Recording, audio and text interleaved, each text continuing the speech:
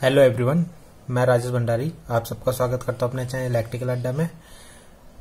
तो आज हम क्लास 12 की जो फिजिक्स है उसका चैप्टर नंबर 2 लेके आए हैं, ठीक है, जिसमें वैद्युत फ्लक्स तथा गाउस की परिमेय से रिलेटेड है चैप्टर। ठीक, तो उसमें स्टार्टिंग में कुछ डेफिनेशन आती है, ठीक है। तो पहले हम उन डेफिनेशनों को कर लेते हैं। तो जैसे सबसे पहले डेफिनेशन आती है इसमें सदिश क्षेत्रफल यानी एरिया वेक्टर, ठीक है। ये क्या होता है, तो इसका आपका बहुत यूज होगा इस चैप्टर में, तो इसलिए ये इंपॉर्टेंट है आपका। सबसे पहले आपको ये पता होना चाहिए कि क्षेत्रफल कैसी राशि है, ठीक है, यानी एरिया कैसी क्वांटिटी है। तो ये सदिश राशि है ना, अदिश राशि है, ठीक है। ये एक अदिश राशि है, मगर इसको हम सदिश बना सकते हैं, ठीक है। तो एरिया आपकी सदिश क्वांटिटी भी होती है, ठीक है। वैसे एरिया अदिश है, मगर इसको हम क्या बना सकते हैं, सदिश बना सकते हैं। अब आपको पता है सदिश के लिए क्या होना चाहिए, आपके पास एक परिमाण होना चाहिए, ठीक है, और एक दिशा होनी चाहिए, ठीक है।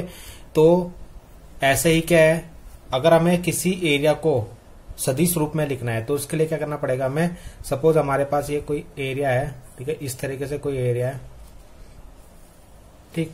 इसको मैं लिख लेता हूं डीएस, ठीक है। ये कोई एरिया हमारे पास डीएस है और इसको मेरे को सदिश रूप में लिखना है। तो सदिश रूप में लिखने के लिए एक मेरे को इसका परिमाण चाहिए होता है, एक दिशा चाहिए होती है, ठीक है। तो परिमाण तो मेरे पास पता है डीएस, इसकी दिशा क्या करूंगा, दिशा हमेशा इसकी होती है परपेंडिकुलर बाहर की तरफ, यानी लंबवत बाहर की तरफ होती है, ठीक है। लंबवत बाहर की तरफ इसकी दिशा होती है, जिसको हम शो करते हैं एन कैप से, ठीक है। एन कैप आपको पता है यूनिट वेक्टर होता है, ठीक है, एकांक सदिश होता है आपका। तो इस तरीके से हम सदिश रूप में लिख सकते हैं। तो डीएस को हम किस डीएस वेक्टर यानी सदिश रूप में कैसे लिख सकते हैं इसको, एक इसका परिमाण डीएस, ठीक है, और साथ में एन कैप। तो ये इसका सदिश रूप हो गया, ठीक है, सदिश क्षेत्रफल। तो इस तरीके से लिखते हैं हम। तो जो भी आपका एरिया है उसके परपेंडिकुलर बाहर की तरफ उसकी डायरेक्शन होती है, ठीक है। तो उसको एन कैप से शो करते हैं, ठीक।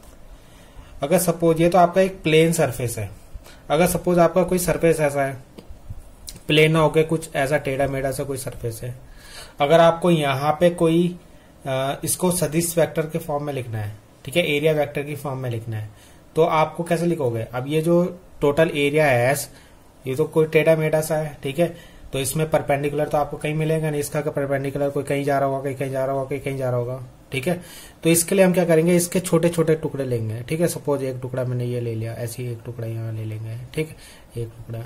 तो इसके एक टुकड़े यानी एक छोटा सा टुकड़ा डीएस लिया हमने, ठीक है, जैसे ये डीएस लिया था, उस पे क्या करेंगे, परपेंडिकुलर सीधा बाहर की तरफ इसकी डायरेक्शन बना देंगे, ठीक है, जैसे यहाँ पे बनाई, और इसको एन कैप लिख देंगे, ठीक है। तो ये इसका सदिश रूप हो गया। तो यहाँ पे हम डीएस जो लिखना होगा हमें, डीएस वेक्टर, यानी इसको जब डीएस वेक्टर जो हमारा होगा वो क्या होगा, परिमाण यानी डीएस और एन कैप, ठीक है।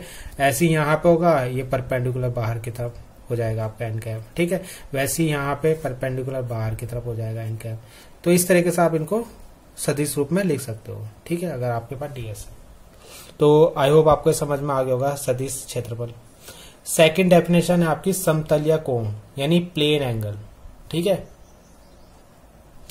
प्लेन एंगल होता है आपका, ठीक, किसी वृत्त के चाप द्वारा वृत्त के केंद्र पर अंतरित कोण को समतलीय कोण कहते हैं, ठीक है। जैसे आपके पास कोई मान लो एक सर्कल है, ठीक है, सर्कल में आपने एक चाप काटा, सपोज आपने 4 काटा, तो चाप जो होता है वो सेंटर पे कितना एंगल बना रहा है, यानी केंद्र पे कितना एंगल बना रहा है, वही आपका क्या होता है, समतलीय कोण होता है, ठीक है। सपोज ये लंबाई एल है, ये एंगल थीटा है, ये त्रिज्या आर है, तो इसका फॉर्मूला क्या बन जाएगा, theta equal to L upon R, ठीक है, चाप बटे त्रिज्या। ये आपने 11th में पढ़ा होगा मैथ्स में, अगर आपकी मैथ्स सही होगी तो चाप बटे त्रिज्या, ये होता है आपका प्लेन एंगल, ठीक है। तो ये याद रखना, प्लेन एंगल यानी समतलीय कोण आपका वृत्त का निकलता है, ठीक है, जब आपका 2D डायमेंशन जो होती है, ठीक है, उसका निकलता है।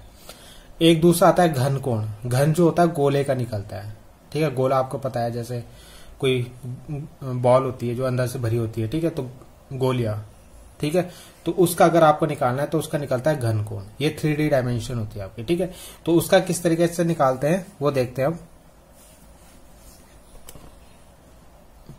तो इसके लिए क्या है, एक आपको एक गोला बनाना पड़ेगा। गोला इस तरीके का होता है, ठीक है। गोले पे आपको क्या है, कुछ एरिया ले लेंगे, ठीक है, कोई पृष्ठ ले लेंगे इस तरीके से। और ये पृष्ठ अगर आपका सेंटर पे, केंद्र पे जो एंगल बना रही होगी, ठीक है, सपोज इसकी ये रेडियस आर है, ये भी आर है, ठीक है, और ये वाला क्षेत्रफल हमने मान लो डीएस ले लिया, ठीक है, और ये आपका ओ है, ठीक है, और यहाँ पे एंगल जो है घन कोण को हम ओमेगा से लेते हैं, वहां थीटा से लिया ओमेगा से, तो ओमेगा बराबर क्या आएगा, ds अपॉन आर स्क्वायर, ठीक है, ds अपॉन आर स्क्वायर। तो ये आपका क्या हो गया, घन कोण, यानी गोलीय पृष्ठ, ये गोलीय पृष्ठ है कोई, ठीक है, छोटा सा, वो केंद्र पे जो एंगल बना रही है वही हमारा क्या हो गया, घन कोण हो गया, ठीक है। तो आपको घन कोण भी समझ में आ गया होगा। कभी कभी इसको ऐसे omega equal to S upon R square भी लिख सकते हैं, ठीक है, अगर आप टोटल सरफेस होगा, ठीक है। इसके अंदर एक चीज और आती है कि आपका ये जब टोटल गोला होता है, ये केंद्र पे कितना कोण बनाता है, ठीक है, यानी ये पूरा कोण कितना होता है। जैसे आपको सर्कल के लिए तो पता होगा 2 पाई बनता है, 360 डिग्री होता है, ठीक है।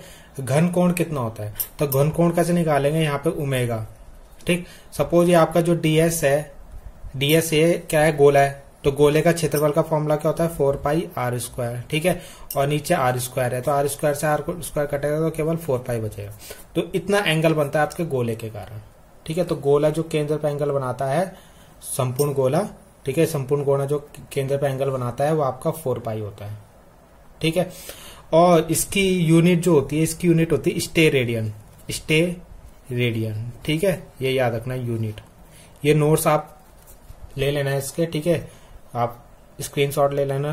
तो यूनिट आपकी स्टे रेडियन है, इसकी यूनिट होती है, मैंने इसकी यूनिट नहीं बताई थी, रेडियन होती है, ठीक है। तो ये आपको याद रखना है, ठीक।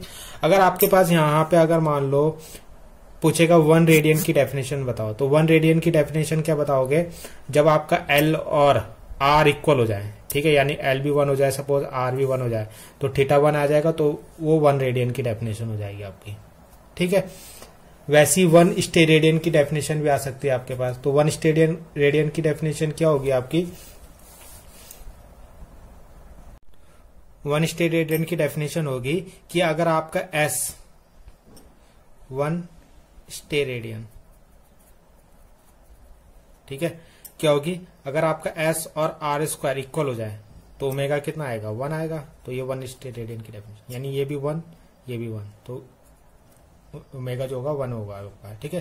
तो ये 1 स्टेरेडियन की डेफिनेशन हो गई, ठीक है। तो ये आपको समझ में आ गया होगा। 1 रेडियन यानी 1 1 होना चाहिए, यानी ये दोनों सेम होने चाहिए, यहाँ पे भी ये दोनों सेम होने चाहिए, ठीक है। तो 1 रेडियन और 1 स्टेरेडियन की डेफिनेशन हो गई आपकी। एक केस और आता है घन कोण में। घन कोण में क्या है, ये वाला केस क्या है, ये जो एंगल बन रहा है ये सेंटर पे बन रहा है, ठीक है। तो हर केस में सेंटर पे नहीं होता, कभी कभी ये कहीं अलग जगह पे बन सकता है, वो मैं केस आपको दिखाता हूँ। अगला केस आता है, यदि पृष्ठ क्षेत्र पर गोलिया ना हो या बिंदु गोले का केंद्र ना हो तो घन कोण कितना होगा। सपोज आपके पास कुछ ऐसा है, ठीक है, जो पृष्ठ क्षेत्र पर गोलिया ही नहीं है आपका, ठीक है, यानी जो क्षेत्रफल है वो गोलिया ना हो, कुछ इस तरह के टेढ़ा मेढ़ा, या आपका जो मान लो कोई गोला है, ठीक है, और उसका जो क्षेत्रफल था वो सेंटर पे ना हो, ठीक है, सेंटर पे नहीं है कोई, यहाँ पे सेंटर इसका यहाँ है, यहाँ से एक घन कोण कितना होगा, ठीक है, ओमेगा, घन कोण कितना होगा। तो इन केस में क्या यूज होता है आपका, इस केस में जो फॉर्मूला यूज होता है वो होता है ओमेगा इक्वल टू ds, अगर ये सरफेस ds है, ठीक है, cos theta upon r square, ठीक है, उनके बीच की डिस्टेंस, ठीक है, सपोज ये r है यहाँ से, तो r स्क्वायर, ठीक है। तो ये 2 केस हैं आपके जिनके लिए फॉर्मूला यूज होता है, ठीक है। अब ये कॉस थीटा कहाँ से आया है, ये आपका आया है, जैसे आपने देखा होगा, अगर मैं ये सरफेस को बनाऊं तो ये कुछ सरफेस इस तरीके से होगी, ठीक है, और इसका सेंटर पॉइंट कहीं यहाँ आ रहा होगा, ठीक है, सेंटर मतलब जहां पे मिल होंगे, जहां से ये कोण बन रहा होगा आपका घन कोण ओमेगा, ठीक है, ओ पॉइंट ले लेते हैं इसको, ठीक है। अब अगर मैं इसका परपेंडिकुलर बनाऊं, यानी इसका सदिश वेक्टर बनाओ, तो ये कुछ इस तरीके से जाएगा ds, ठीक है, ये तो लंबवत बाहर की तरफ होती है इसकी दिशा, और इसके जो सेंटर से अगर देखें तो ये इस तरीके से जाएगा, यानी इनके बीच में एंगल आ रहा है थीटा। ठीक है, तो ये जो एंगल आ रहा है थीटा, इसके कारण क्या होगा, ये जो आपका सरफेस है, हमने जो ये फॉर्मूला पढ़ा था पहले, इससे पहले ये समझ लेते हैं, omega equal to ds upon R square. ये कब पढ़ा है, जब आपकी सरफेस कुछ इस तरीके से है, ठीक है, यानी जो सेंटर से मिल रही है, यानी वो जो सेंटर के साथ एंगल बना रहा है कुछ इस तरीके से, ठीक है, ओमेगा, ये सेंटर ओ है, केंद्र। तो उस केस में क्या था, आपका ds वेक्टर और जो ये सेंटर पॉइंट है एक ही उस पे थे, ठीक है, यानी इनके बीच में कोई एंगल नहीं था, तब तो आप ये वाला फॉर्मूला लगाते हैं। मगर यहाँ पे क्या आपका एंगल आ गया, ठीक है, तो एंगल आने के कारण आपको क्या करना पड़ेगा, अब इसको इस तरीके से रोटेट कराना पड़ेगा ds को, कि ये इसी के ऊपर आ जाए। ठीक है, तो जब आप इसे रोटेट कराओगे तो कुछ इस तरीके से बनेगा ये, ठीक है, ऐसा ही डायग्राम दिया होगा आपके बुक में। तो इसका सेंटर पॉइंट भी इधर आ जाएगा। तो ये जो आपका ये ds था, इसका ये लंबवत घटक होगा, ठीक है, ये लंबवत घटक होगा, जिसकी वैल्यू क्या होगी, इसकी वैल्यू हम लिख लेते हैं ds cos थीटा। ठीक है, आपने देखा होगा वेक्टर को जब हम तोड़ते थे तो इसके दो घटक टूटते थे आपके, ठीक है, जैसे मान लो यहाँ पे थीटा एंगल बन रहा है, तो ये f है, तो ये f cos थीटा और ये f sin थीटा। ठीक है, तो ये जो घटक होगा ये वाला घटक होगा ये, ठीक है, और इनके बीच में भी एंगल थीटा बन रहा होगा, तो ये वो घटक आया है इस वाले का। ठीक है, ये वाली जो सरफेस है, जब हमने इसको रोटेट कराया इस मतलब इस पोजीशन में लेके आए, तो इसका ये घटक जो होगा ds cos थीटा, ये वाला लेंगे हम, तब आपका एंगल क्या होगा, इसमें ये जो ds है इसके उस पर आ जाएगा। ठीक है, तो वो वाली वैल्यू रखेंगे ds cos theta upon R square. ठीक है, तो ये वाला फॉर्मूला भी आपको याद रखना है, इंपॉर्टेंट है ये भी, omega equal to ds cos theta upon R square. ये वाला फॉर्मूला आपका गॉस थ्योरम में भी यूज हो गया वाला फॉर्मूला। ठीक है, तो ये केस भी आपको याद रखना है, जब गोलियां ना हो या बिंदु गोले का केंद्र ना हो, तो आप डायरेक्ट ये वाला फॉर्मूला याद कर सकते हो, omega equal to ds cos theta upon R square. ठीक है, और अगर केंद्र पे है तो ये वाला फॉर्मूला याद। ठीक है, तो ये दो केस थे इसमें घनकोण वाले में। तो आई होप आपको समझ में आया होगा। Thank you.